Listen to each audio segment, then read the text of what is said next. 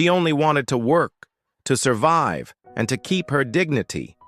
But when a wealthy family decided her skin color made her less than human, humiliation became her daily routine. They mocked her, dismissed her, and laughed as if her pain was entertainment.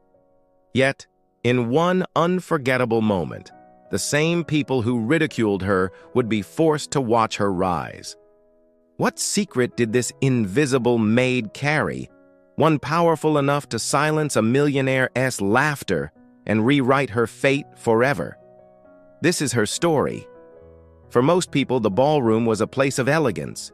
Bright chandeliers, flowing gowns, and polished shoes gliding across a marble floor.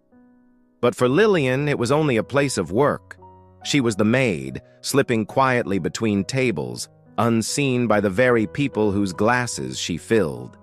Every night she cleaned up their laughter, their spilled champagne, their careless words.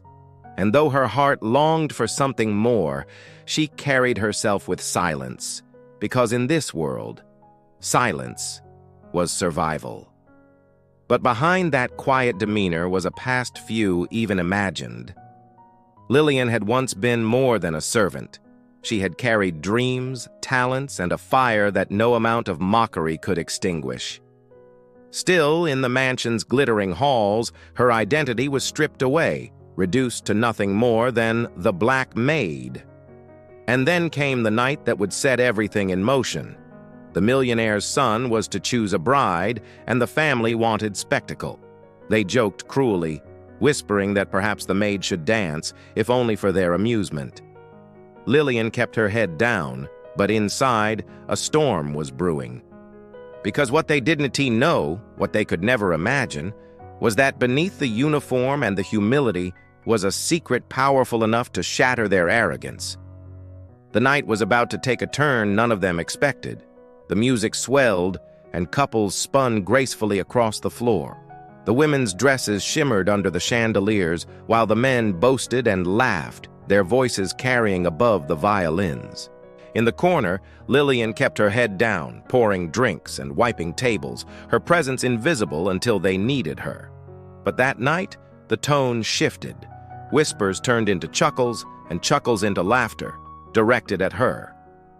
The millionaire's son smirked, his glass raised. "Let's see if the maid can dance," he jeered, and the room erupted in cruel amusement. For them, it was just a game, a moment of entertainment at someone else's expense. For Lillian, it was another reminder. No matter how hard she worked, to them, she was nothing but a target. Still, they didn't stop. The family's friends began chanting, their words sharp and cutting. "Dance! Dance!" Every eye in the room turned toward her, the pressure unbearable. Her cheeks burned, but she forced herself to keep serving, to pretend she hadn't heard. But ignoring them only fueled their cruelty. The millionaire's wife leaned forward, her voice dripping with disdain. "If you can dance this waltz," she sneered, "perhaps you'll marry my son." The crowd roared with laughter, mocking the very idea. A maid, a black maid, daring to imagine herself equal to them. Impossible.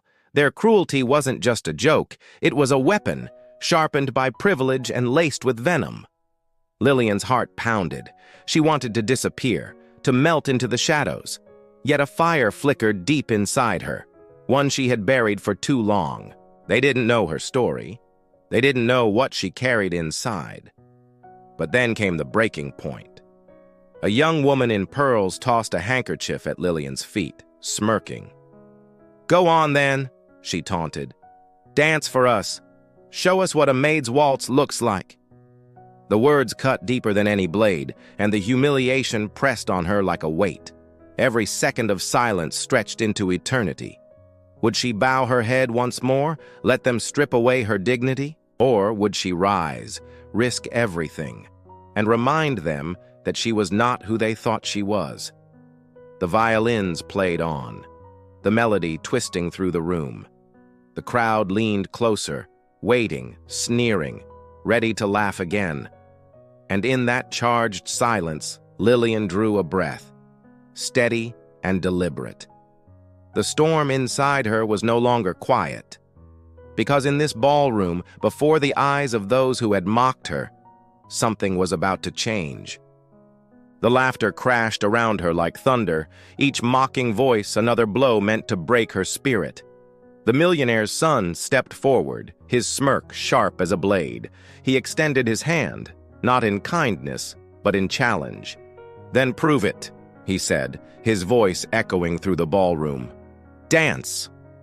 The crowd hushed, waiting to devour her humiliation.